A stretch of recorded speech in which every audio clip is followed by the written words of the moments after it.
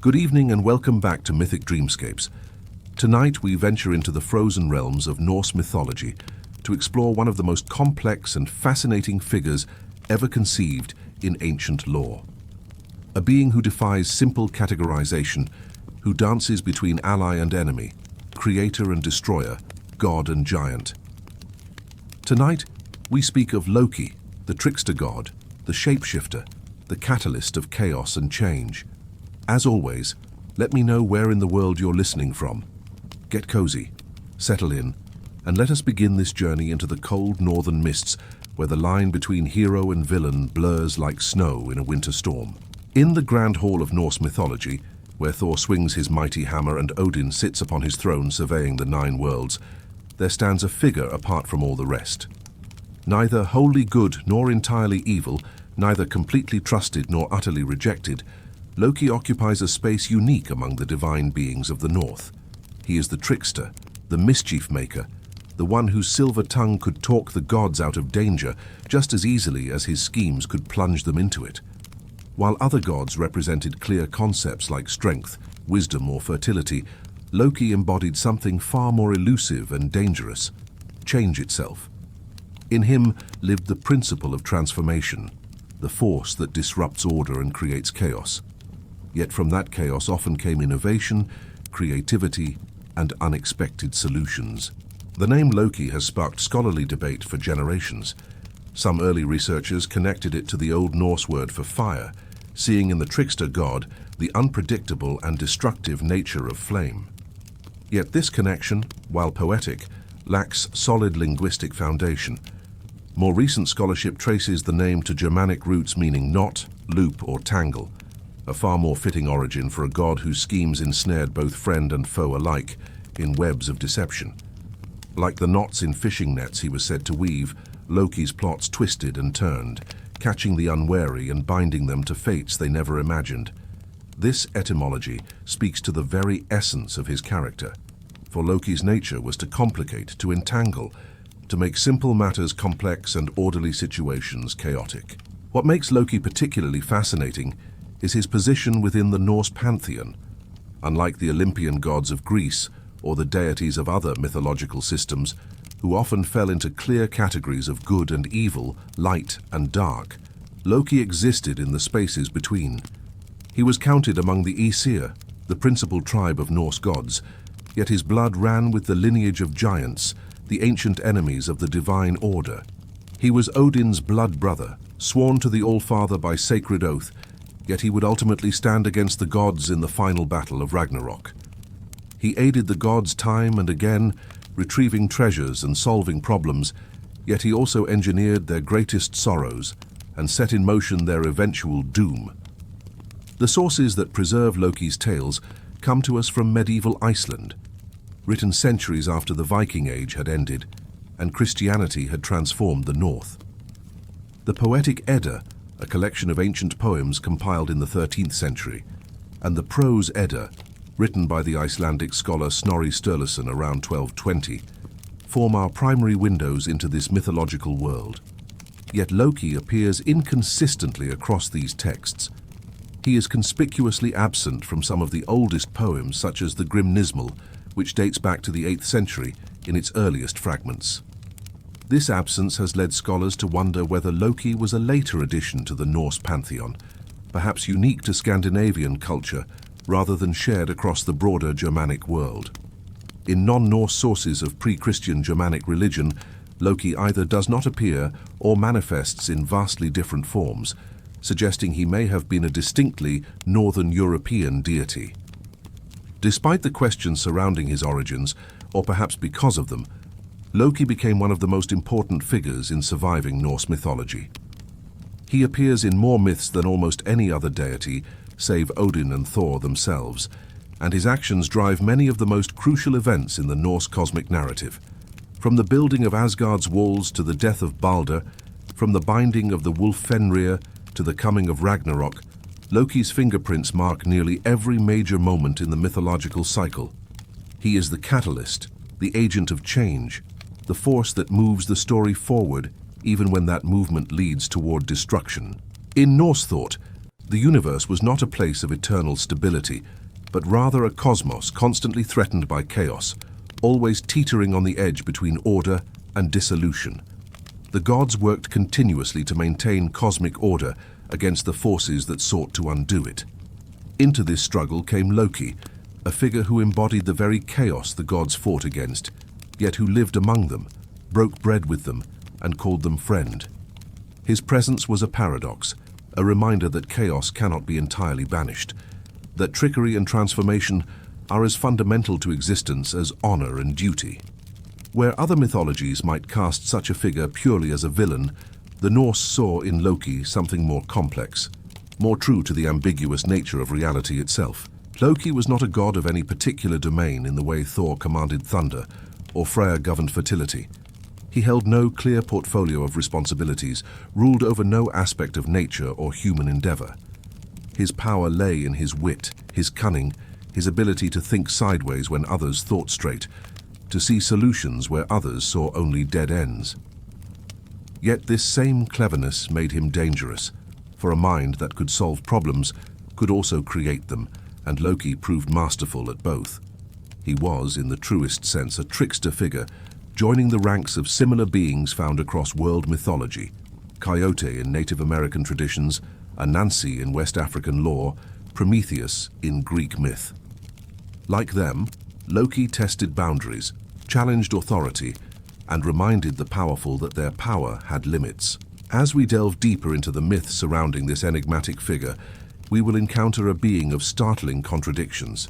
We will meet Loki the Helper, who retrieves stolen treasures and saves the gods from disaster.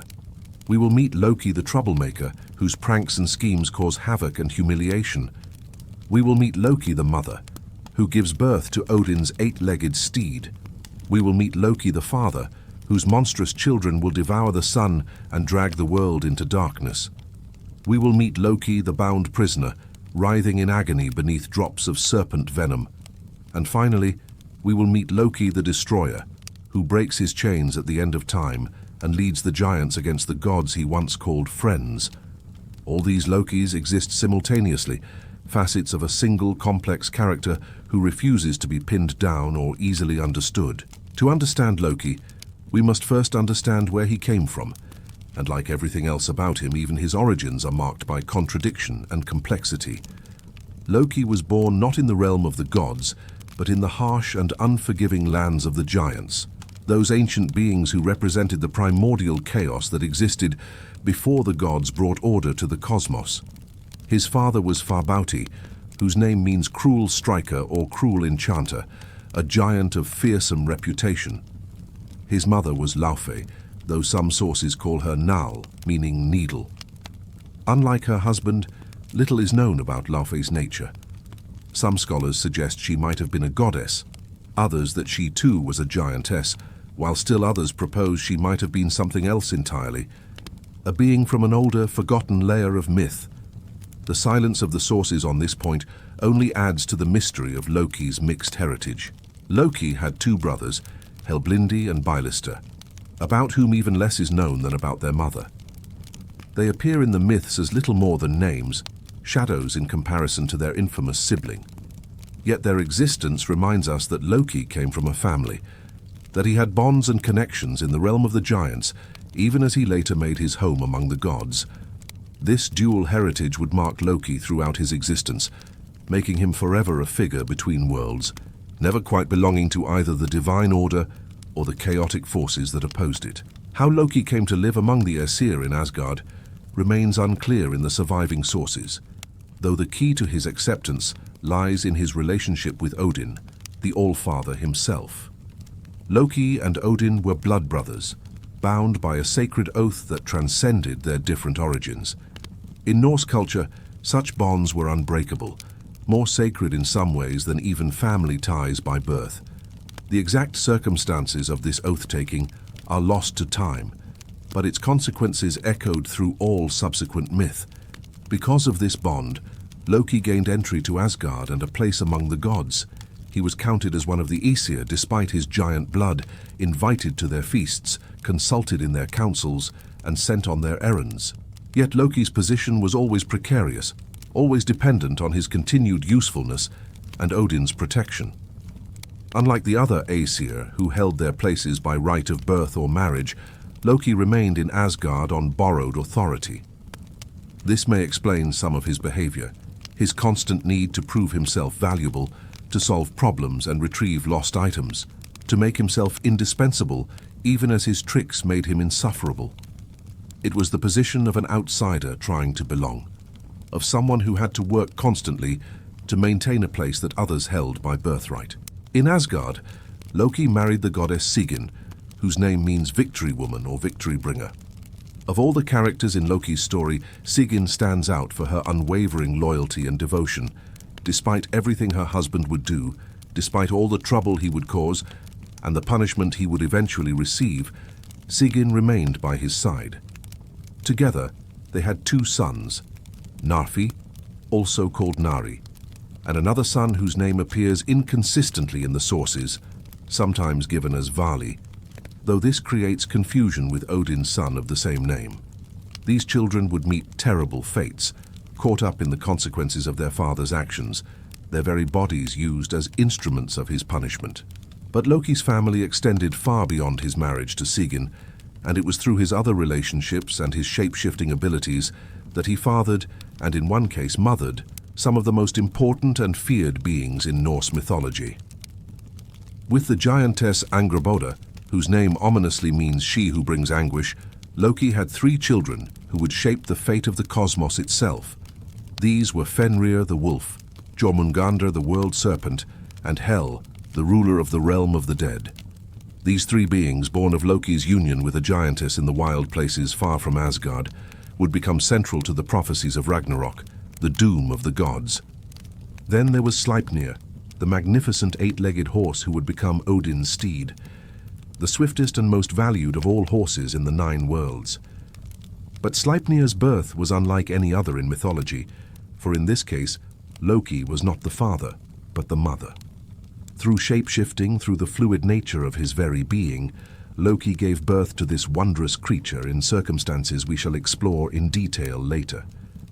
This act of bearing a child while in the form of a mare demonstrated not just Loki's ability to change shape, but his willingness to transcend all boundaries, even those of gender and species. Loki's family tree thus spread across the 9 worlds, touching both the divine and the monstrous, linking the ordered realm of the gods to the chaotic forces that surrounded it. His children would be bound, banished, and imprisoned, yet they would not stay contained forever. The wolf would break his chains, the serpent would rise from the ocean depths, the goddess of death would march forth with her army, and the 8-legged horse would carry Odin to his final battle. Through his offspring, Loki ensured that even if he could be controlled, his influence on the cosmos could not be undone. His legacy, for good or ill, would endure until the very end of days. This mixed heritage and scattered family explain much about Loki's nature. He was a creature of boundaries and border crossings, someone who moved between categories that others found fixed and immutable. God and giant, male and female, friend and enemy, creator and destroyer, Loki refused to be pinned down to any single identity. This fluidity made him powerful, but also made him dangerous, for someone who recognizes no boundaries cannot be trusted to respect the boundaries others hold sacred. It was this fundamental aspect of his nature that would eventually lead to both his greatest triumphs and his ultimate downfall. Understanding Loki's origins and family helps us grasp why he acted as he did, why he could be both savior and betrayer, why he helped build Asgard's defenses and then led the forces that would tear them down. He was not in the end a simple villain, though his actions would have villainous consequences. He was something more primal and complex, a force of nature dressed in godly form, chaos wearing a handsome face and speaking with a silver tongue. Of all Loki's abilities, none was more celebrated or more notorious than his gift for shapeshifting. While other gods had their weapons and their domains, their hammers and their halls, Loki's power was transformation itself. He could alter his form as easily as another might change their clothes, slipping from one shape to another with fluid grace. This was not merely illusion or disguise, but actual physical transformation, his very substance reorganizing itself into new configurations, new bodies, new beings entirely. The sources describe Loki taking a bewildering array of forms throughout the myths. He became a salmon, silver and swift in the cold northern streams. He transformed into a mare, beautiful enough to seduce even the mightiest of stallions. He took the form of a fly, small and insignificant, perfect for slipping into places where larger beings could not go. He became an old woman, wizened and bent, using age as a disguise. He even appeared at times as a seal, sleek in the ocean waters. Each transformation served a purpose, each new form a tool in whatever scheme Loki was pursuing at the moment. But Loki's shape-shifting went deeper than mere physical alteration. It represented something fundamental about his nature, his refusal to be bound by any single identity or category. While Thor was always Thor, unmistakably the god of thunder, and Freya was always Freya, the god of fertility, Loki was never simply Loki. He was whoever or whatever the situation required him to be. This made him invaluable when the gods needed someone to infiltrate enemy territory or accomplish tasks that required deception.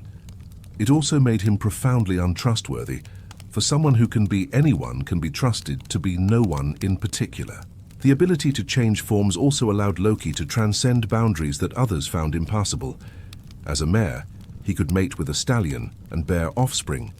As a salmon, he could escape into rivers where gods on foot could not follow. As a fly, he could witness secrets spoken behind closed doors. His transformations made him a being without fixed limits, without permanent definition. In a culture that valued clearly defined roles and identities, this fluidity was both fascinating and frightening. Consider the tale of Idun and the golden apples, one of the most famous examples of Loki's shape-shifting serving, both to cause disaster and then to avert it.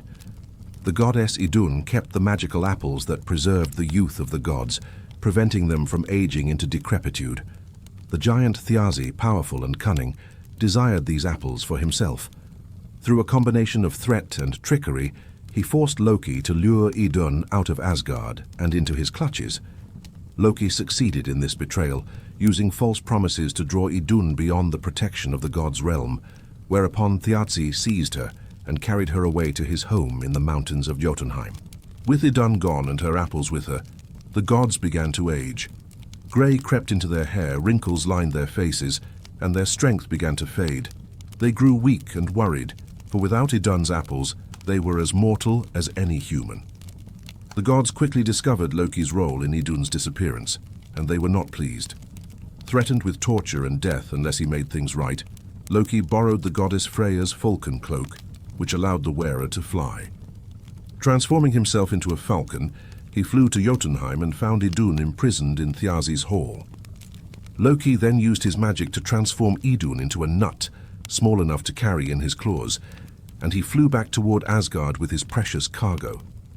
Thiazi discovered the theft and pursued him in the form of an eagle, a bird even larger and more powerful than the falcon.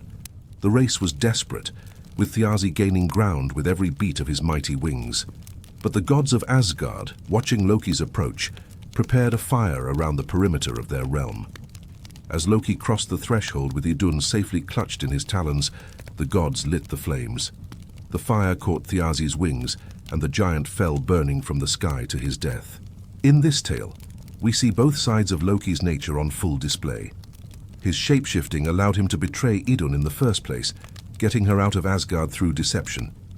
But those same abilities, combined with his quick thinking, enabled him to rescue her when the consequences of her absence became too dire to ignore. He caused the problem and solved it, using transformation in both instances. The gods gained their immortality back, but they had Loki to thank for nearly losing it in the first place. Another famous transformation involved Loki becoming a mare to save the gods from an impossible bargain. A master builder, who was secretly a giant, offered to build an impenetrable wall around Asgard in exchange for the sun, the moon, and the hand of the goddess Freya in marriage. The gods agreed, thinking the task impossible to complete in the 3 seasons allotted. But the builder had a powerful stallion named Svadilfari, whose strength and endurance were so great that the work progressed far faster than anyone had anticipated. As the deadline approached, the wall neared completion, and the gods faced the horrifying prospect of losing Freya and the celestial lights. In desperation, they turned to Loki, whose advice had led them into this mess in the first place. He transformed himself into a beautiful mare and appeared before Svadilfari just as the builder set out to fetch the final stones needed to complete the wall. The stallion, overcome by desire, abandoned his work and chased after the mare. All night long, Svadilfari pursued Loki through the forests, and when morning came, too much time had been lost. The builder could not complete his work by the deadline, and Thor, discovering that the builder was truly a giant, and therefore subject to no oath of protection, slew him with his hammer. Sometime later, Loki returned to Asgard, and with him he brought a young foal with 8 legs. This was Sleipnir, born from Loki's union with Svadilfari. Though the circumstances of his conception were bizarre, and the fact of Loki giving birth even more so, Sleipnir proved to be the greatest of all horses, swift as thought and able to travel between the worlds. Loki gifted Sleipnir to Odin, and the 8-legged steed became the All-Father's most prized possession, carrying him on journeys to distant realms and even into the land of the dead itself. This tale demonstrates the profound extent of Loki's shape-shifting ability.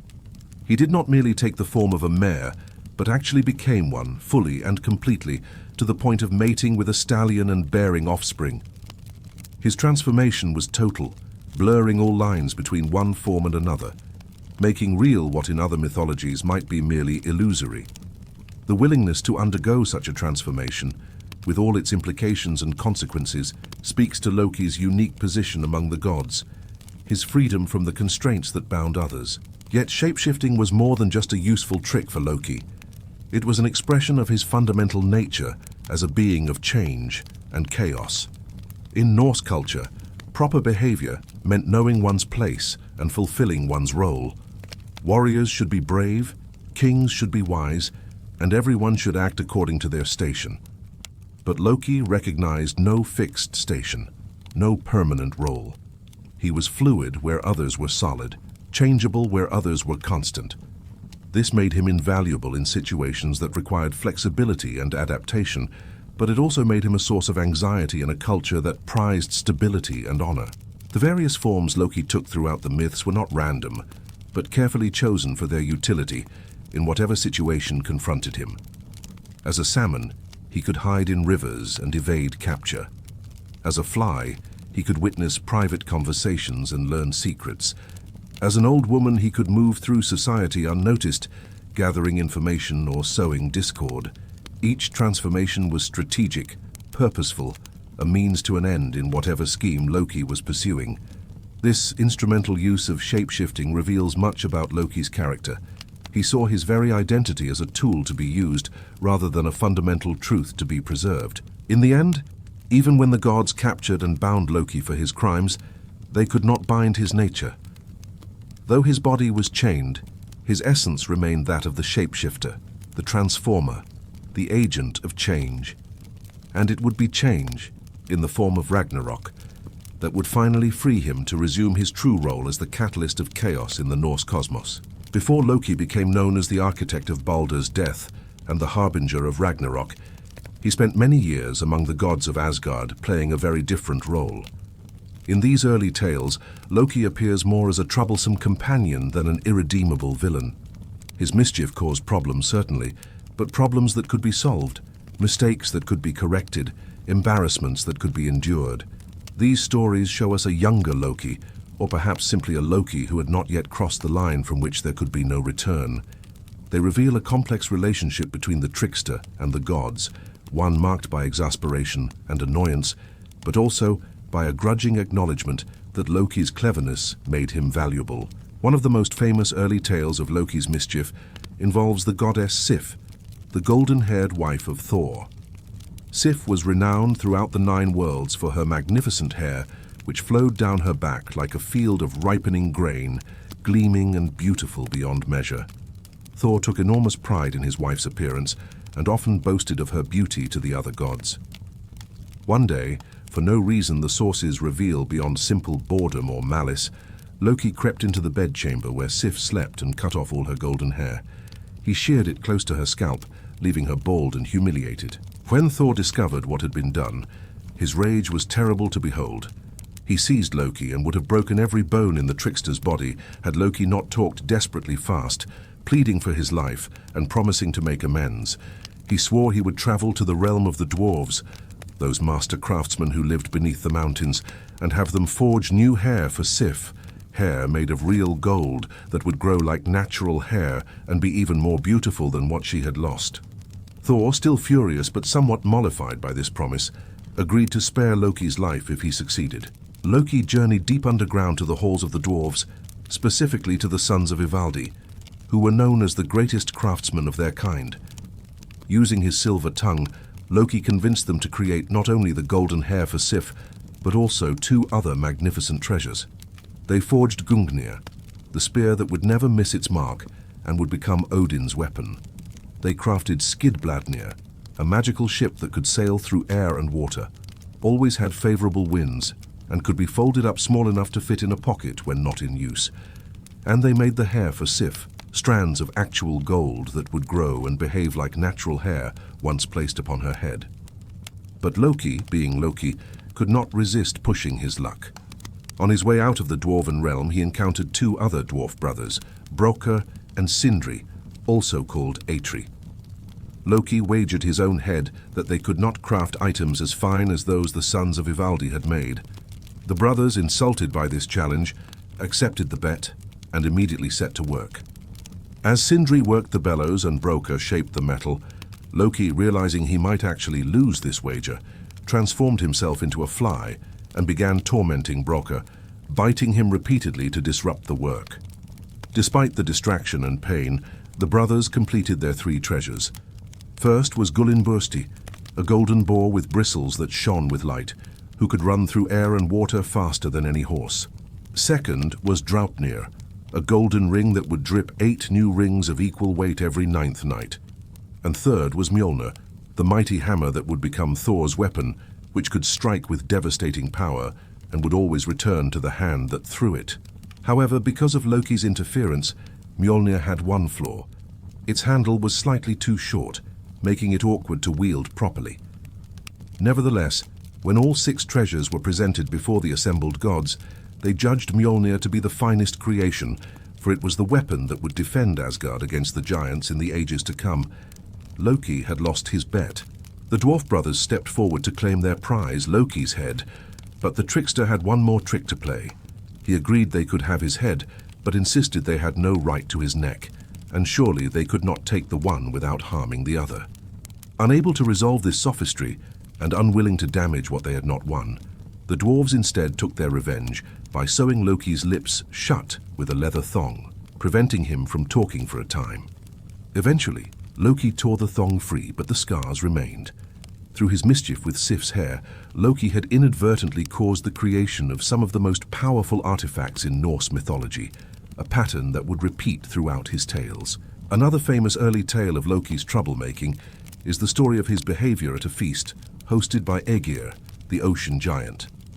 Aegir had brewed ale for all the gods and invited them to a magnificent celebration.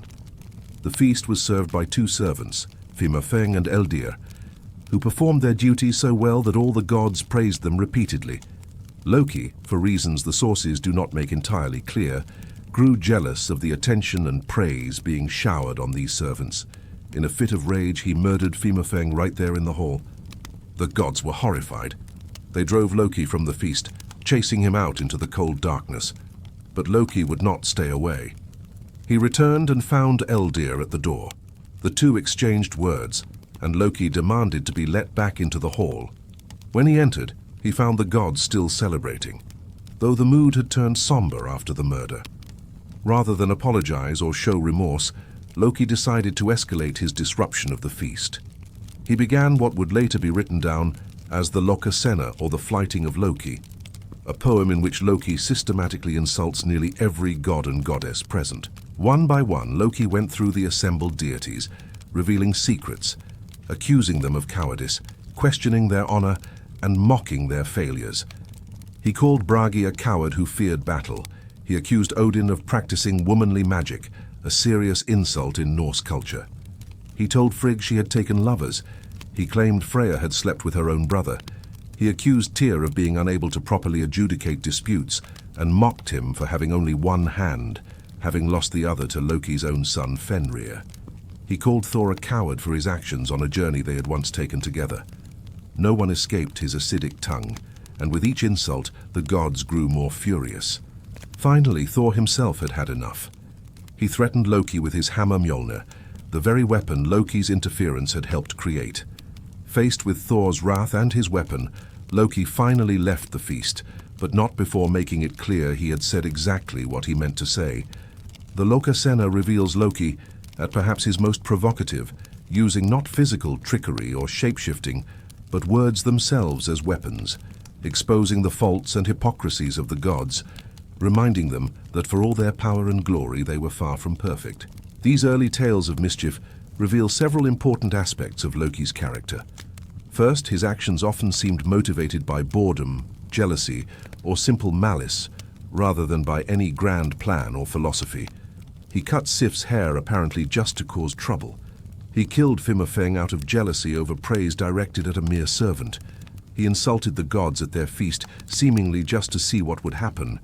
This impulsiveness, this willingness to cause chaos for its own sake, marked Loki as fundamentally different from the other gods, who acted with purpose and according to their natures. Second, these tales show that Loki's mischief often led to unexpected benefits. His theft of Sif's hair resulted in the creation of Mjolnir, Gungnir, Draupnir, and other treasures that would serve the gods well in the ages to come. Even his worst pranks sometimes had silver linings, producing tools and weapons the gods would need in their ongoing struggle against the giants. This made it difficult for the gods to completely reject Loki. For as much trouble as he caused, his chaos sometimes created order. His destruction sometimes built new things. Third, we see that the gods' patience with Loki had limits, but those limits could be negotiated. Thor could be talked out of killing Loki for cutting Sif's hair if Loki promised to fix what he had broken. The dwarves could be prevented from taking Loki's head through clever wordplay. Even after murdering a servant and insulting everyone at Aegir's feast, Loki escaped with his life, driven away, but not destroyed. The gods seemed to operate on the assumption that Loki's mischief, while infuriating, was manageable, that he could be controlled or at least endured. But there would come a point when that assumption would prove fatally wrong. There would come a mischief from which there could be no recovery, a trick that crossed a line from which Loki could never step back. And when that moment arrived, the gods would finally learn that some chaos cannot be contained, some tricksters cannot be forgiven, and some betrayals cannot be undone. Despite all the trouble Loki caused with his mischief and schemes, there existed a curious paradox in his relationship with the gods of Asgard. For all his chaos and disruption, Loki was also instrumental in bringing some of the most valuable treasures and important gifts into the gods' possession. Time and again, situations arose where only Loki's particular combination of cunning, shamelessness, and ability to operate outside normal constraints could secure something the gods needed desperately. In these moments, the trickster's chaos became a creative force, and from destruction emerged artifacts of incredible power and beauty. We have already encountered the story of how Loki's prank on Sif led to the creation of multiple treasures, including Thor's hammer Mjolnir, Odin's spear Gungnir, and the magical ship Skidbladnir. But this pattern extended beyond that single tale. Again and again, Loki found himself in the position of acquiring or creating gifts that would serve the gods well, even if the circumstances of their creation were less than honorable. Consider again the tale of Sleipnir's birth, which we touched upon earlier, but which bears closer examination. When the mysterious builder offered to construct walls around Asgard in exchange for Freya, the sun and the moon, it was Loki who suggested the gods accept the bargain, confident that the task was impossible. It was Loki's miscalculation that put the gods in danger when the builder and his stallion proved capable of completing the work. But it was also Loki who solved the problem, and in doing so gave Odin the greatest steed ever known. By transforming into a mare and luring away the builder's horse, Loki not only prevented the completion of the wall on time, but also conceived and later gave birth to Sleipnir. This magnificent eight-legged horse became Odin's most prized possession, capable of traveling between the worlds with unprecedented speed. Sleipnir could gallop across the sky, over the ocean, and even into the realm of the dead. When Odin needed to journey to Hel to learn the fate of his son Baldr, it was Sleipnir who carried him there and back. When Hermod rode to bargain for Baldr's release, he rode upon Sleipnir. The great horse served the gods faithfully throughout all the myths, and he would carry Odin even to the final battlefield of Ragnarok. The creation of Asgard's walls, though not completed by the giant builder, still progressed far enough under his work to provide significant fortification for the realm of the gods. While Thor's slaying of the builder prevented the payment from being made, the gods retained the portions of the wall already built, strengthening their defenses against the giants and other threats. In a sense, they got the benefit of the builder's work without paying the impossible price. And that outcome came about only because of Loki's intervention, however messy and bizarre that intervention proved to be. Loki's role in retrieving stolen treasures also demonstrated his value to the gods. When treasures were taken or when artifacts needed to be acquired, the gods often turned to Loki because he could go places and do things that the more straightforward, honorable gods could not. His lack of moral constraints, his willingness to lie, cheat, steal, and deceive made him the perfect agent for missions where honor would only be a hindrance. This gave Loki a strange kind of power, a utility that kept him valuable despite his countless transgressions. We see this pattern in the tale of Idun's kidnapping by the giant Thiazi. While Loki caused the problem by betraying Idun to the giant in the first place, he was also the only one capable of solving it. The other gods could not simply march into Jotunheim and demand Idun's return.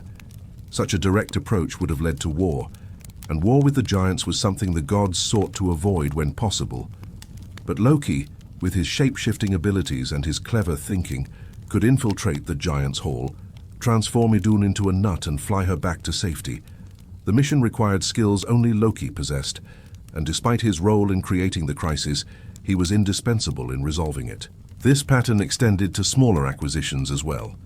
Throughout the myths, we find instances of Loki acquiring information, objects, or favors through trickery and deception. He could talk his way into and out of situations that would have stymied others. He could improvise solutions to problems that seemed insurmountable. His quick thinking and absence of scruples made him a solver of difficult problems, even if he was also often the cause of those problems in the first place. The paradox of Loki's gift-giving reveals something profound about the Norse understanding of chaos and order. The gods represented order, structure, law, and honor. They maintained the cosmos against the forces of chaos represented by the giants and other creatures of the outer realms. Yet even they needed chaos sometimes, needed someone who could operate outside the rules they held sacred. Loki filled that role, serving as their agent in matters where honor would be a handicap rather than a virtue. He was their necessary evil, their court trickster, their wild card. This made Loki simultaneously indispensable and intolerable. The gods could not do without him, yet they could barely stand to have him around. They needed his gifts, his cleverness, his willingness to do what they could not. Yet they resented needing these things, and resented even more the humiliations and dangers he brought upon them. It was an unstable arrangement, a relationship built on mutual need, but lacking in trust or genuine affection. And like all unstable arrangements, it could not last forever. The gifts Loki brought to the gods served them well for a time. Mjolnir defended Asgard against countless threats. Gungnir never failed in Odin's hand. Sleipnir carried the Allfather across the worlds. But these gifts came at a cost, a debt that accumulated over time. Each treasure acquired through trickery, each problem solved through deception, each crisis resolved by setting aside honor in favor of expediency, built up a karmic weight that would eventually have to be paid. And when that payment came due, when Loki finally went too far and committed an act the gods could neither forgive nor overlook, all the treasures he had given them would not be enough to save him from their wrath. But before that moment arrived, before the final betrayal that would turn Loki from troublesome ally to hated enemy, he would father children. And these children, unlike the gifts of dwarf-made treasures and clever schemes, would prove to be not blessings, but curses. Not defenders of the gods, but instruments of their doom. For Loki's offspring would be monsters, bound and imprisoned by the gods they threatened, waiting in darkness for the day when they would break free and take their revenge. In the realm of Jotunheim, far from the golden halls of Asgard, Loki took a lover among the giants. Her name was Angerboda, which means anguish-boding, or she who brings anguish, and never was a name more fitting. In the wild, dark places of the giant realm, Loki and Angerboda came together, and from their union were born three beings who would become central to the prophecies of doom that haunted the gods. These children were Fenrir the wolf, Jormungandr, the world serpent, and Hel, who would become ruler of the realm of the dead. Each was monstrous in their own way, and each would play a crucial role in the events of Ragnarok. The eldest was Fenrir, who took the form of a wolf. But this was no ordinary wolf, no mere beast of the forest. Fenrir grew with terrifying speed, increasing in size and strength day by day. When he opened his jaws, his lower jaw scraped the earth, while his upper jaw touched the sky. Fire blazed from his eyes and nostrils. His very presence radiated menace and power.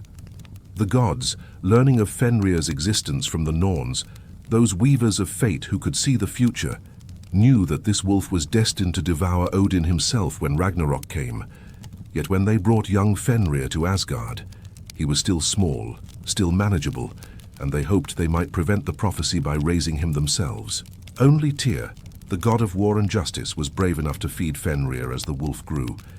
Each day Tyr brought meat to the increasingly massive wolf, getting closer to those terrible jaws than any other god dared. A strange bond formed between them, the god who represented law and the beast who would one day break all bonds. But as Fenrir continued to grow, the gods realized they could not simply let him remain free in Asgard. The prophecy loomed too large, the danger too great. They resolved to bind him. Twice they attempted to chain Fenrir, and twice he broke free easily, treating it as a game. The gods presented it as a test of strength, challenging the wolf to show his power by breaking whatever bonds they placed upon him. Fenrir, proud and still trusting, agreed to play along. But when the gods brought forth Gleipnir, the third chain, Fenrir's suspicion was finally aroused. This chain appeared as nothing more than a silk ribbon, thin and delicate, yet it had been forged by the dwarves from 6 impossible things: the sound of a cat's footfall, the beard of a woman, the roots of a mountain, the sinews of a bear, the breath of a fish, and the spittle of a bird. From these non-existent things, the dwarves had created a chain that could not be broken. Fenrir sensed the magic in Gleipnir, and refused to let the gods bind him with it, unless one of them placed their hand in his mouth as a pledge of good faith. If the chain could not be broken, and the gods refused to release him, he would at least take a hand as compensation. The gods looked at one another, none willing to make such a sacrifice. Only Tyr stepped forward, placed his right hand into Fenrir's mouth, and nodded for the others to proceed with the binding. They wrapped Gleipnir around the wolf and challenged him to break it. Fenrir strained and struggled, but the ribbon held fast. The more he fought, the tighter it became. Realizing he had been tricked, Fenrir bit down, severing Tyr's hand at the wrist. The gods then took another chain and anchored Gleipnir to an enormous boulder, driven deep into the earth, and they thrust a sword into Fenrir's jaws to keep them wedged open. There the wolf would remain, bound and helpless, drool flowing from his mouth to form a river, until the day of Ragnarok, when Gleipnir would finally snap, and Fenrir would run free to devour the world. The second of Loki's children by Angerboda was Jormungandr, also known as the Midgard serpent, or the world serpent. At birth, he appeared as a serpent, but the gods quickly realized he would not remain small. When Odin learned of Jormungandr's existence, he cast the serpent into the ocean that encircled Midgard, the world of men. There, in the deep and cold, Jormungandr grew and grew until he became so massive that he could wrap his body completely around the earth, grasping his own tail in his jaws. He lay at the bottom of the ocean, mostly dormant but occasionally stirring, and when he moved, earthquakes shook the land, and tidal waves crashed upon shores. Jormungandr's great enemy was Thor, god of thunder. The two encountered each other several times throughout the myths, and each meeting ended without a decisive victor. In one famous tale, Thor went fishing with the giant Hymir, using the head of an ox as bait. Jormungandr took the bait, and Thor pulled the immense serpent partially out of the water. The two stared at each other, god and monster hammer and fangs, but before Thor could strike with Mjolnir, Hymir cut the fishing line in terror, and Jormungandr sank back into the depths. Their rematch would have to wait until Ragnarok, when they would finally kill each other, Thor slaying the serpent, only to die from its venom moments later. The third child was Hel, whose appearance was as disturbing as her destiny. Half of her body appeared as a young woman, beautiful and vital. The other half looked like a corpse, decaying and greenish black. Her expression never changed, always gloomy and grim. When Odin learned of Hel's existence, he brought her to Asgard along with her brothers. But while he tried to contain Fenrir and cast out Jormungandr, he gave Hel a different fate. He made her ruler of Helheim, the realm where those who died of sickness or old age went after death. Unlike Valhalla, where warriors who died in battle feasted and fought, Helheim was cold, dark, and grim. Hel presided over this realm with absolute authority, and even Odin could not command her to release a soul she had claimed. Hel's realm would become crucial in the story of Baldr's death. When the beloved god was slain and his spirit descended to Helheim, the gods sent a messenger to bargain for his return. Hel agreed to release Baldr if everything in the 9 worlds wept for him, but when one giantess, likely Loki in disguise, refused to weep, Hel kept Baldr in her realm. Her word was law in Helheim, and not even the gods could override her judgment.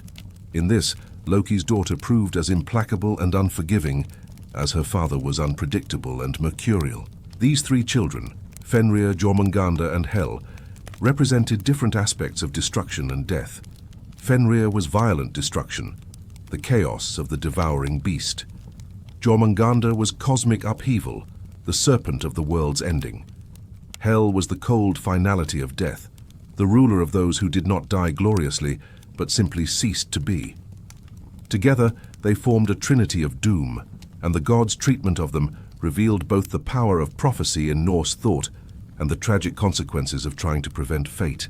For the gods did not merely accept the existence of these creatures, they tried to neutralize them, to bind and banish them, to remove the threat they represented. In doing so, they created enemies where there might have been allies or at least neutral parties. Fenrir might not have become the god-devourer if the gods had not chained him. Jormungandr might not have opposed them if they had not cast him into the ocean.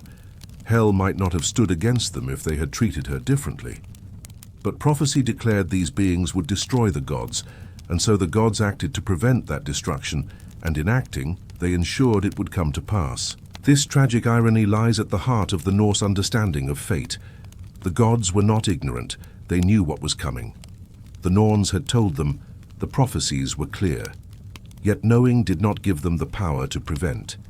Every action they took to avoid their doom only wove them more tightly into the web of fate. They bound Fenrir, creating his rage.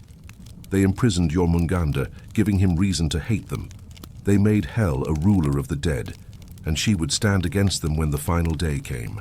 Loki's children became monsters not simply because of what they were, but because of how they were treated, and that treatment flowed from prophecies that could not be changed.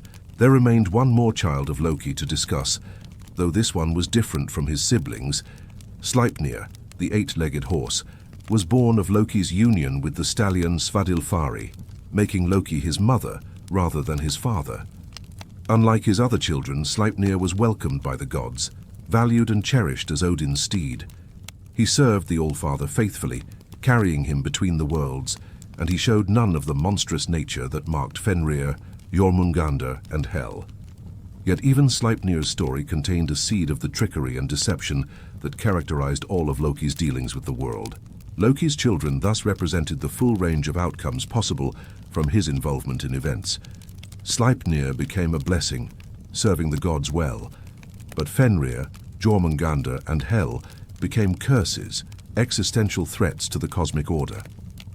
All were Loki's offspring, products of his unions with beings outside Asgard, and all reflected aspects of his nature. Fenrir, his rage; Jormungandr, his disruptive power; Hel, his grim inevitability; and Sleipnir, his strange gifts that arose from chaos.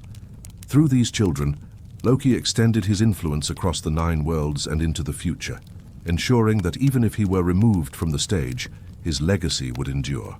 And indeed, there would come a time when Loki would be removed, when he would be bound and imprisoned, as his son Fenrir had been. But before that could happen, he would commit the crime that made his punishment inevitable, the betrayal that finally exhausted the gods' patience and turned them from exasperated allies into implacable enemies.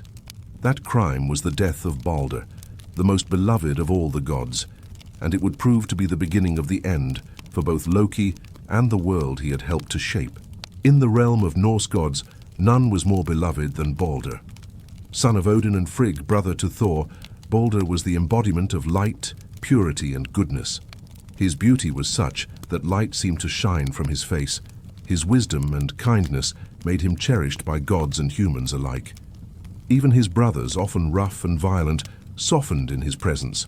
Baldr represented all that was best in the world, all that was worth protecting and preserving.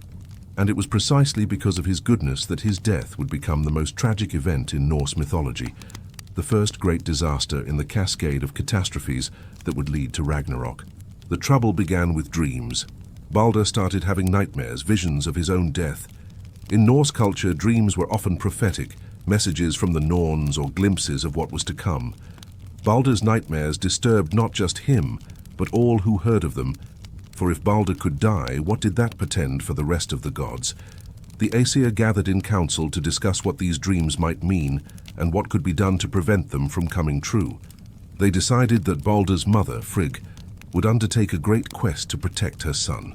Frigg traveled throughout the 9 worlds, visiting every corner of creation.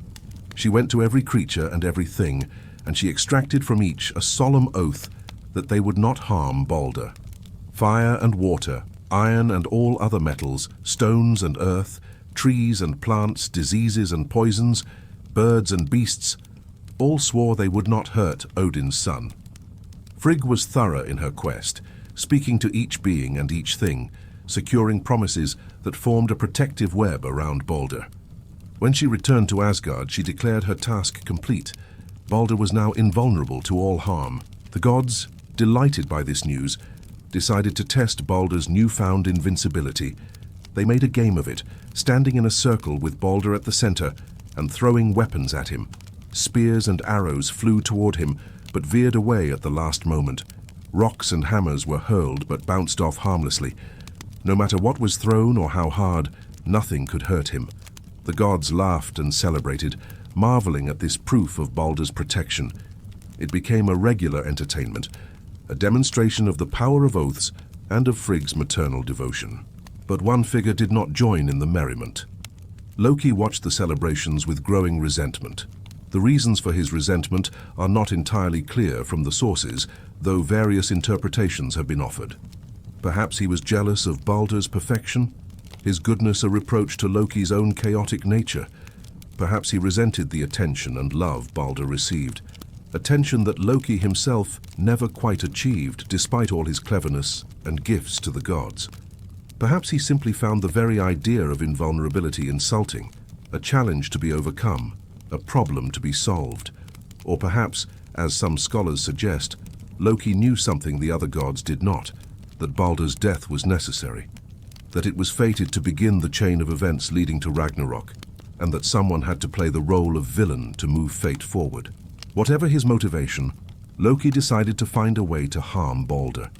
He transformed himself into an old woman and went to visit Frigg.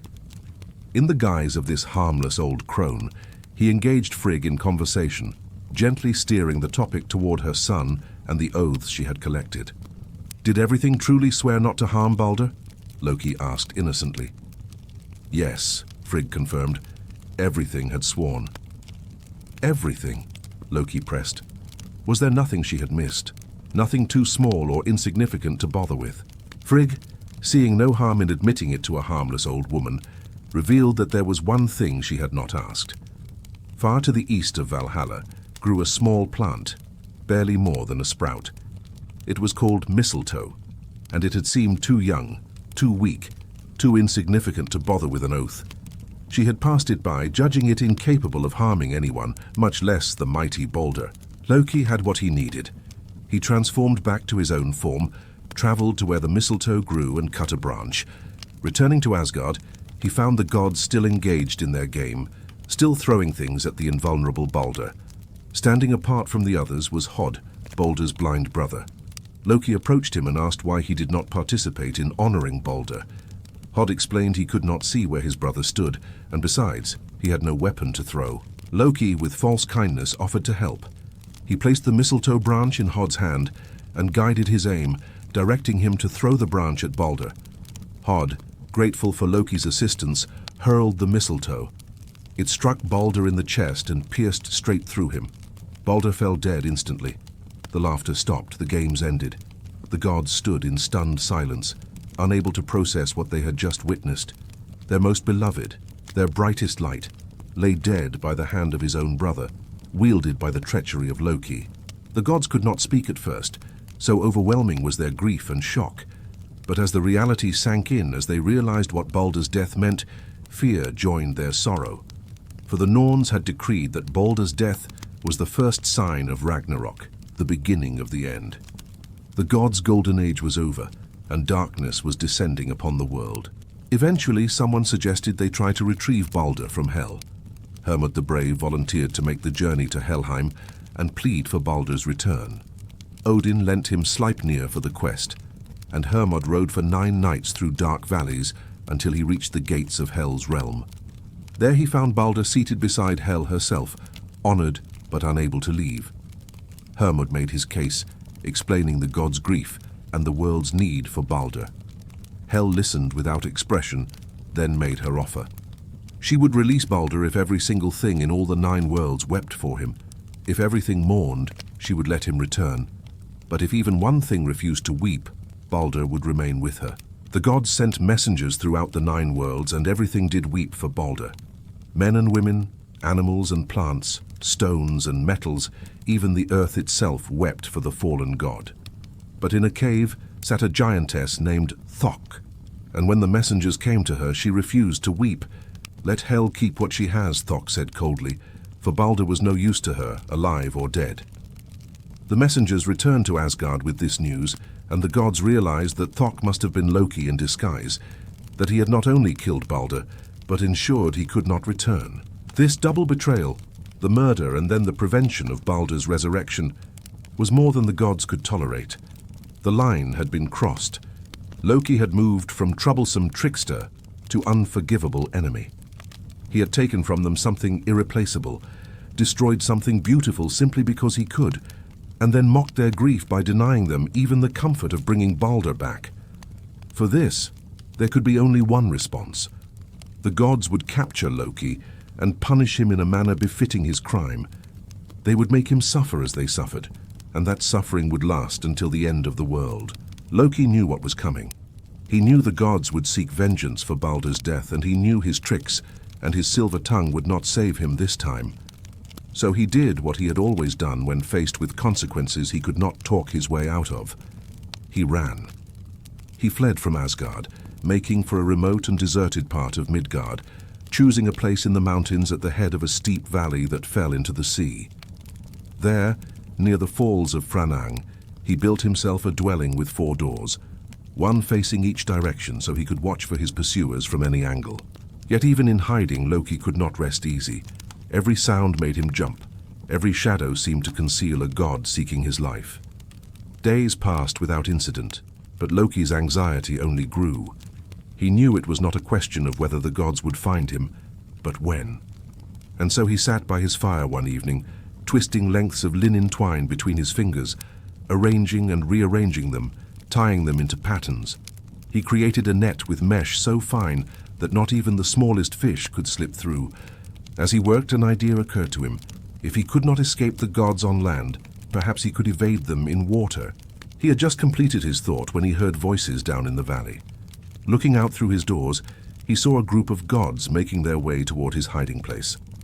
Odin, in his high seat, Hlidskjalf, had seen all that transpired in the 9 worlds, and he had seen where Loki now hid. Acting quickly, Loki threw his net into the fire to destroy the evidence of his planning, then rushed out the door overlooking the falls. He transformed himself into a salmon and dove into the cold, churning water, hiding beneath the falls where he hoped no one would find him. But Odin had not sent fools to capture Loki. Among them was Kvasir, the wisest of all beings, who had been created from the spittle of both the Aesir and the Vanir, when those two tribes of gods made peace.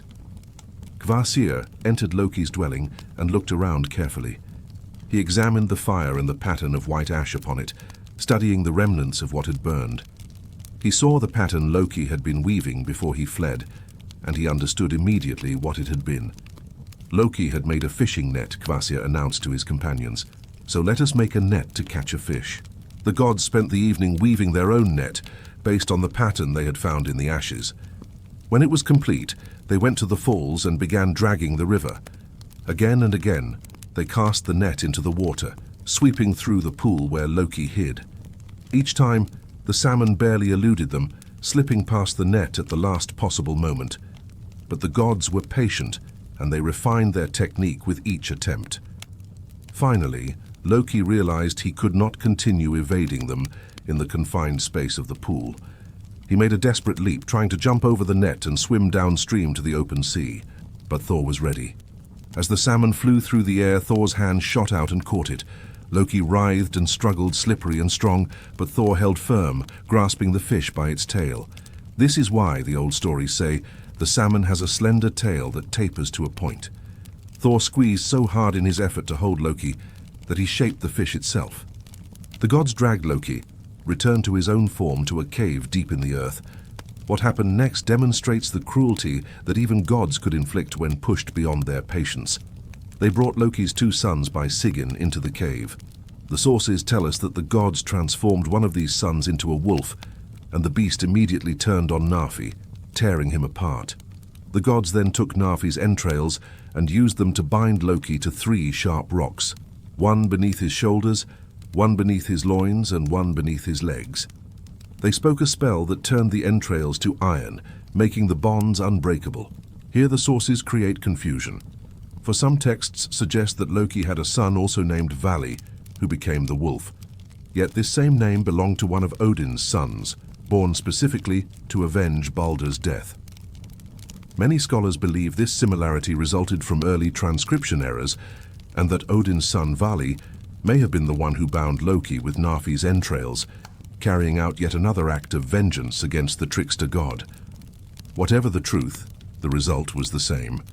Loki lay bound by the body of his own child, unable to escape. But the gods were not finished with their punishment. Skadi, daughter of the giant Thiazi, whom Loki had helped to kill, took a venomous serpent and fastened it to a rock above Loki's head. From the serpent's fangs, venom dripped down onto Loki's face, burning like fire. The pain was beyond description, beyond endurance, yet Loki had to endure it. He would lie there, bound by the entrails of his own son, tormented by serpent venom, until the day of Ragnarok. Only one figure showed Loki any mercy. His wife Sigyn, who had stood by him through all his schemes and betrayals, followed him even into this dark place. She sat beside her bound husband with a bowl in her hands, holding it up to catch the dripping venom before it could reach Loki's face. For ages beyond counting, she would remain there, faithful and constant, catching the poison drop by drop. But periodically, the bowl would fill, and Sigyn would have to turn away to empty it. In those moments, the venom would fall onto Loki's face, and he would writhe and convulse in agony. His convulsions were so violent that they shook the earth itself, and this, the Norse said, was the cause of earthquakes. This was the lot of Loki, bound in darkness, tormented in pain, with only his loyal wife for comfort. The trickster who had moved freely through all the 9 worlds, who had changed shape as easily as changing clothes, who had talked his way out of 1,000 predicaments, now lay chained and helpless. The silver tongue that had charmed and deceived so many could only scream in pain as the venom burned. The clever mind that had solved impossible problems and created magnificent schemes could only plan and plot a revenge he was powerless to enact. Yet the binding of Loki was not truly the end of his story. It was merely an interlude, a waiting period, a time of suffering that would store up wrath like kindling waiting for a spark. For the Norns had woven more into fate's pattern than Loki's punishment. They had woven his release as well, and that release would come at Ragnarok, when all bonds would break and all prisoners would go free. The gods had bound Loki, but they could not bind him forever. The trickster would have his day of freedom once more, and when that day came he would take his revenge upon those who had chained him and left him to suffer. But Ragnarok was not only about Loki's revenge, it was the culmination of all the threads woven throughout Norse mythology, the final act in a cosmic drama that had been building since the creation of the world. And Loki, bound though he was, remained a central figure in that approaching catastrophe, for his children would break their own bonds, and together, trickster and monsters would lead the forces of chaos against the gods of order in the last great battle of the cosmos. The word Ragnarok means fate of the gods, though some texts call it Ragnaroka, twilight of the gods. Both names capture the essence of what was to come, the final destiny that awaited the Norse deities, the darkness that would fall over the world when the cosmic order finally failed. Unlike apocalyptic visions in many other mythologies, Ragnarok was not punishment for sin or the result of divine judgment. It was simply the way things were meant to end, as inevitable as the changing seasons, as inescapable as death itself. The Norse understood that all things, even gods, even the world itself, must one day come to an end. The signs of Ragnarok would be unmistakable. First would come the Fimbul winter, the great winter, unlike any the world had yet seen. For 3 years, snow would fall without ceasing. Bitter cold would grip the land, and the sun would provide no warmth. Crops would fail, livestock would die, and humans would turn on each other in desperation. Brother would fight brother, father would turn on son, and all bonds of kinship would dissolve in the struggle for survival. This would be a time of moral collapse, when honor and oaths meant nothing and might was the only law. During this terrible winter, great wolves that had chased the sun and moon across the sky since the beginning of time would finally catch their prey. The wolf skull would swallow the sun, and his brother Hati would devour the moon. The stars would fall from the heavens, leaving the world in utter darkness. Without the sun's light, cold would deepen even further, and the world would seem dead and empty. Then the earth itself would begin to shake. Loki's convulsions in his chains had caused earthquakes throughout history, but now something far greater would occur. The mountains would split, the rocks would crack, and all bonds and chains would snap. Fenrir, imprisoned since the time Tyr lost his hand, would break free from Gleipnir, that magical ribbon that had held him for ages. His jaws would open so wide that his lower jaw would scrape the ground, while his upper jaw touched the sky, and he would run across the earth with fire blazing from his eyes and nostrils, devouring everything in his path. In the ocean, Jormungandr would release his tail from his mouth and uncoil himself, thrashing in the deep. Waves taller than mountains would rise up and crash over the land, flooding valleys and drowning coastlines. The world serpent would crawl up onto the land, spewing venom from his jaws that would poison the air itself, making it deadly to breathe. And in his cave, Loki too would break free. The entrails that bound him would snap, the rocks that held him would crumble, and the trickster would rise, covered in his son's blood, his face scarred by serpent venom, his heart filled with rage and thoughts of revenge. He would make his way to the sea, where he would find a ship waiting, Naglfar, made from the fingernails and toenails of the dead. This ship would sail easily over the flooded earth, and its crew would be an army of giants, the enemies of the gods. And Loki himself would serve as its captain, leading the forces of chaos toward Asgard. From Muspelheim, the realm of fire in the south, would come Surt and his fire giants. Surt would carry a flaming sword brighter than the sun, and where he walked, flames would follow. The dome of the sky would split open, and the fire giants would pour through, setting the world ablaze. All the enemies of the gods, all the forces that had been held back or bound or banished, would converge on a plain called Vigrid, the field of battle, where the final confrontation would take place. The gods would not be caught unaware. Heimdall, the watchman of Asgard, who could see 100 miles and hear grass growing, would sound his great horn, Gjallarhorn, alerting the gods to the approaching danger. Odin would ride forth on Sleipnir, wearing his finest armor and wielding Gungnir, his spear. Thor would be there with Mjolnir, ready to defend Asgard one final time. All the gods who could fight would assemble, and with them would ride the Einherjar, the warriors who had died in battle and been brought to Valhalla to feast and fight until this day. They had trained and prepared for this moment, and now they would face the doom that had been prophesied since the beginning of time. The battle would be terrible beyond imagining. Odin would face Fenrir, the wolf destined to devour the All-Father. The prophecy could not be denied, and Fenrir would open his vast jaws and swallow Odin whole. But Vidar, one of Odin's sons, would immediately avenge his father. Vidar would step forward, place his foot on Fenrir's lower jaw, and tear the wolf's head apart, finally killing the beast that had slain the king of gods. Thor would confront Jormungandr, his ancient enemy, in their final battle. The thunder god would strike the world serpent with Mjolnir, blow after blow, until finally the great snake fell dead. But victory would come at a terrible price. Jormungandr had spewed so much venom onto Thor that the god could barely stand. He would take 9 steps away from the serpent's corpse before collapsing and dying himself, poisoned beyond even a god's ability to endure.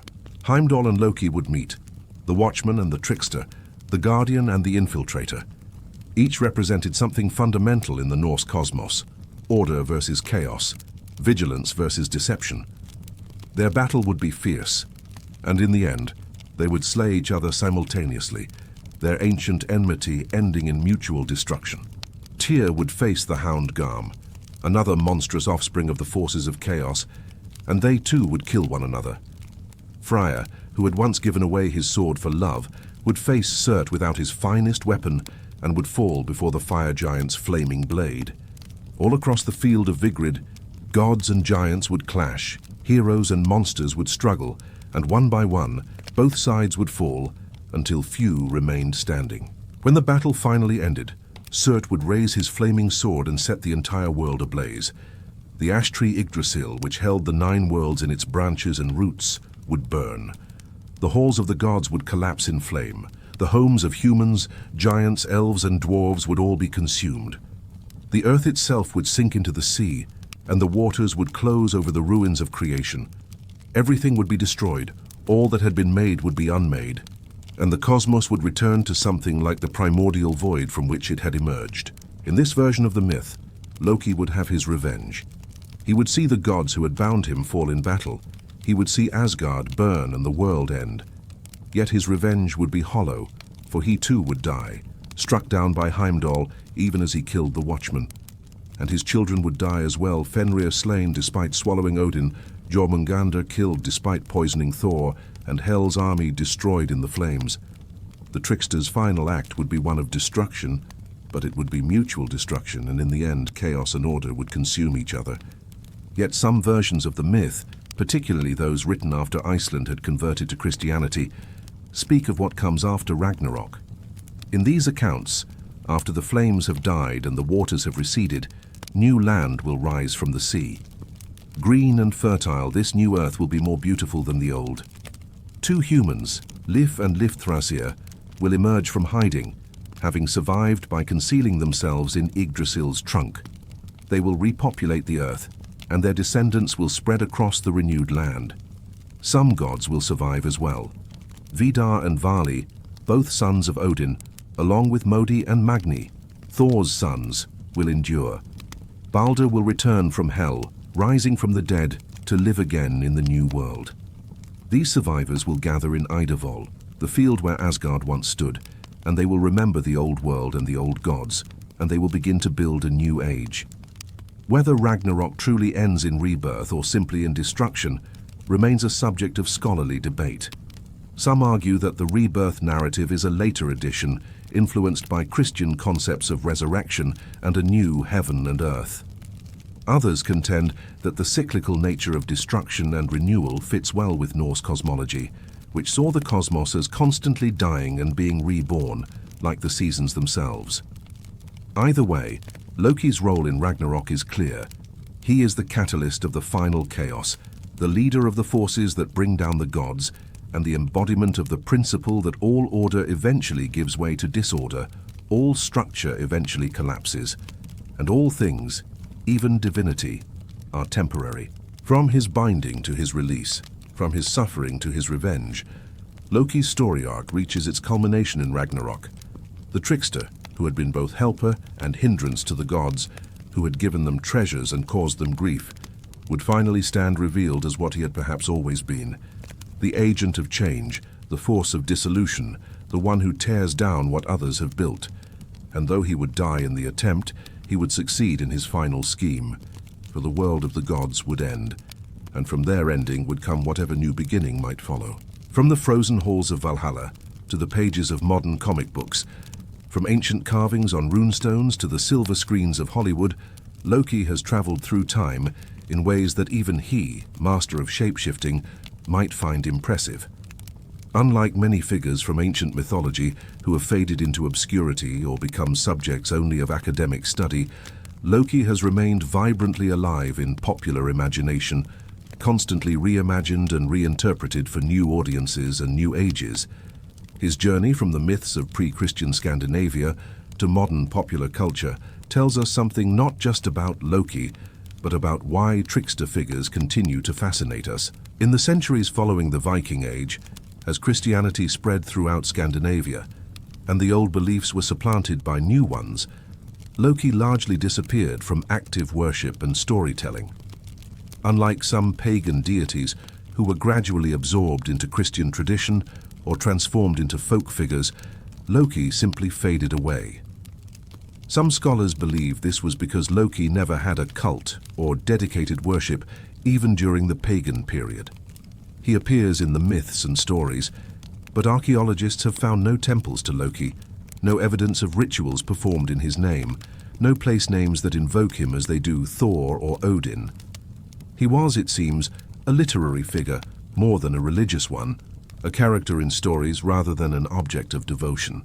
But the written sources preserved his tales. When Snorri Sturluson compiled the Prose Edda in the 13th century, he ensured that Loki's myths would survive for future generations, even if the people who had once believed in these stories were long gone. Preserved in Icelandic manuscripts, copied and recopied over the centuries, the tales of Loki the trickster, the shapeshifter, the father of monsters, remained available to those who sought them out. The 19th century saw a revival of interest in Norse mythology, as romantic nationalism swept through Europe. Scholars, poets, and composers began looking to their ancient pasts for inspiration and identity. In Germany, Richard Wagner created his Ring cycle operas, drawing heavily on Norse mythology, though transforming the stories to fit his own purposes. Wagner's version included a character called Loge, based on Loki, though portrayed quite differently from the medieval sources. Artists illustrated scenes from Norse myth, often depicting Loki in dramatic moments, such as the binding scene with Sigyn catching the venom. During this period, scholars began seriously studying Loki's nature and origins. Jacob Grimm, better known for his fairy tale collections, proposed that Loki was a fire god, connecting him to the Old Norse word for flame. Others suggested he was derived from Lucifer, the Christian devil, imported into Norse mythology as Christianity and paganism interacted. These theories, while largely discredited by modern scholarship, show how scholars struggled to categorize and understand this complex figure. Some saw him as purely evil, others as a culture hero who brought necessary change, and still others as a figure beyond simple moral categorization.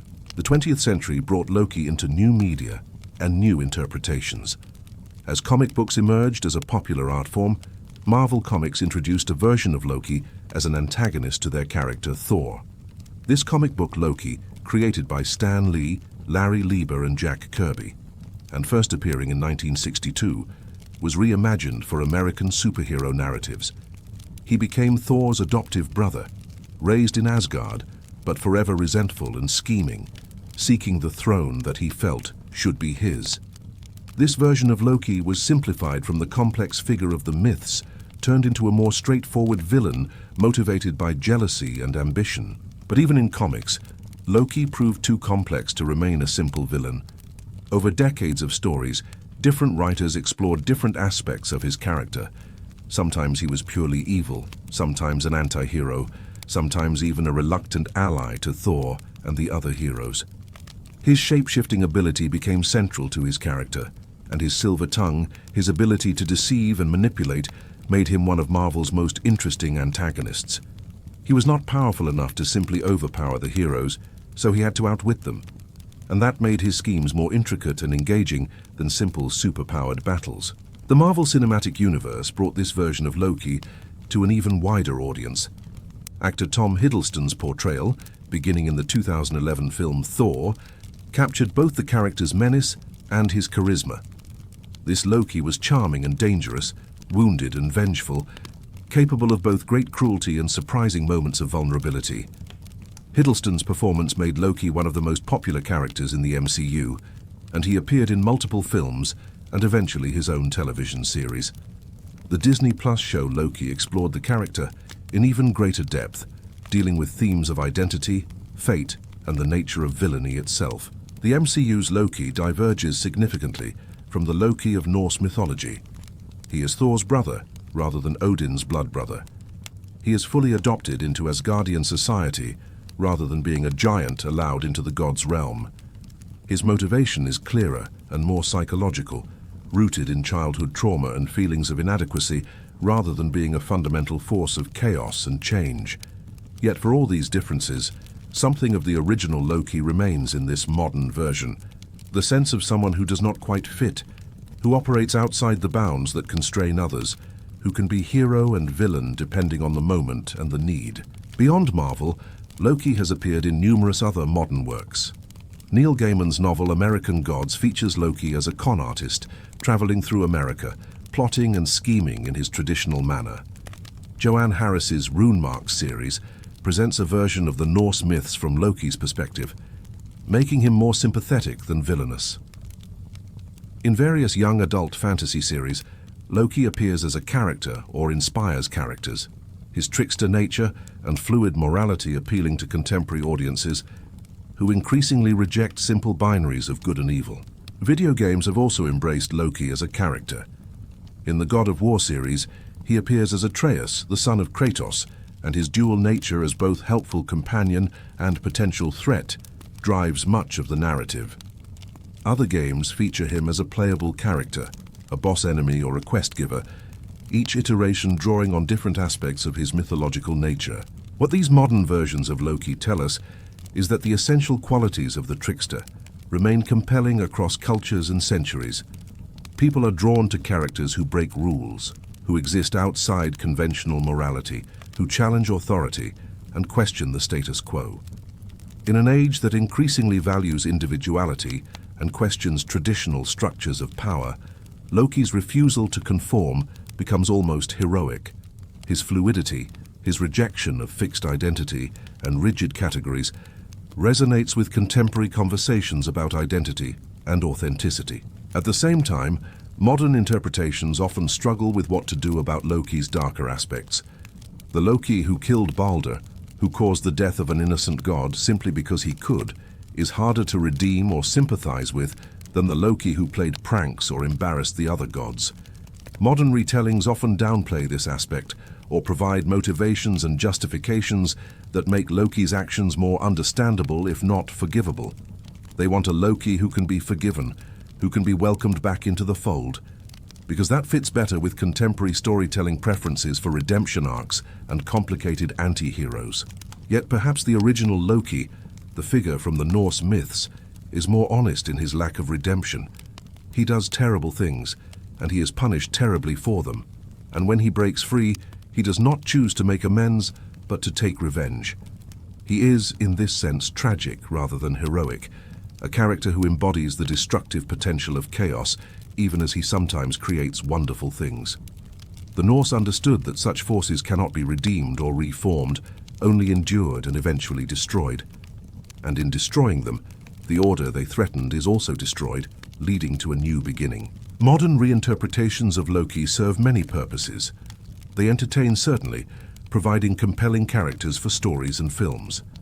They also allow each age to explore its own concerns and values through the lens of ancient myth.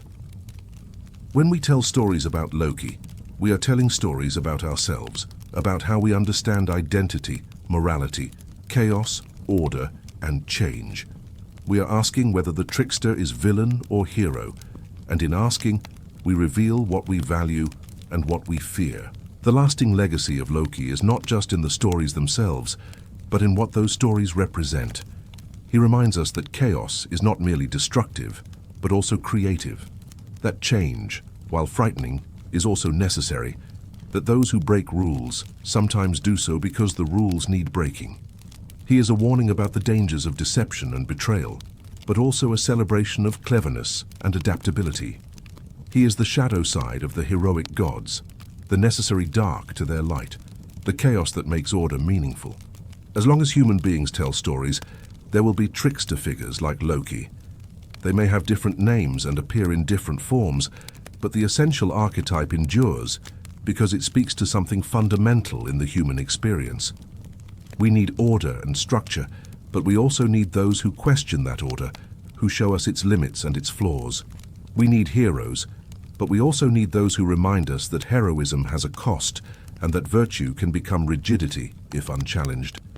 Loki, in all his incarnations across the centuries, serves this purpose, and he will likely continue to do so for centuries yet to come. And so our journey through the myths and legends of Loki draws to a close. We have followed the trickster from his origins as a child of giants through his complicated existence among the gods of Asgard. We have seen him transform into countless forms, play countless tricks, cause countless problems and provide countless solutions. We have watched him father monsters and give birth to marvels.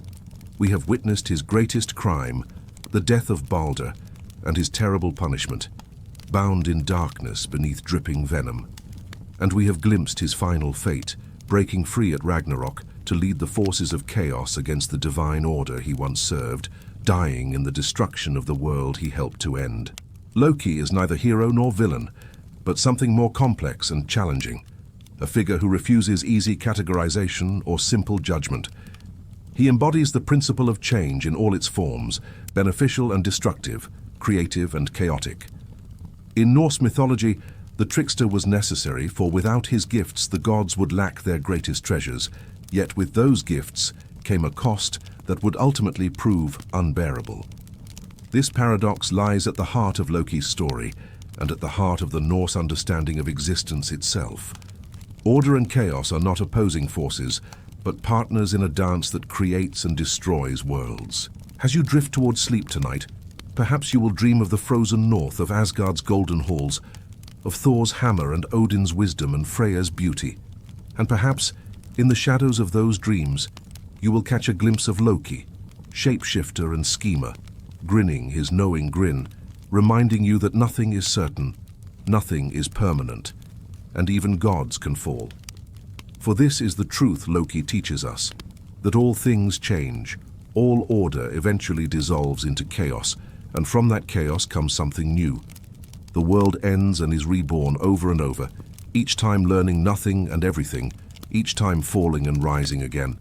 If you enjoyed tonight's journey into Norse mythology and the fascinating figure of Loki, please let me know by hitting that like button and subscribing to Mythic Dreamscapes for more explorations of ancient myths, legends, and folklore from around the world.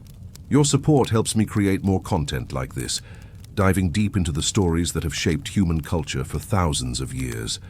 Until next time, sleep well, dream deep, and remember that even in the darkest night, stories endure.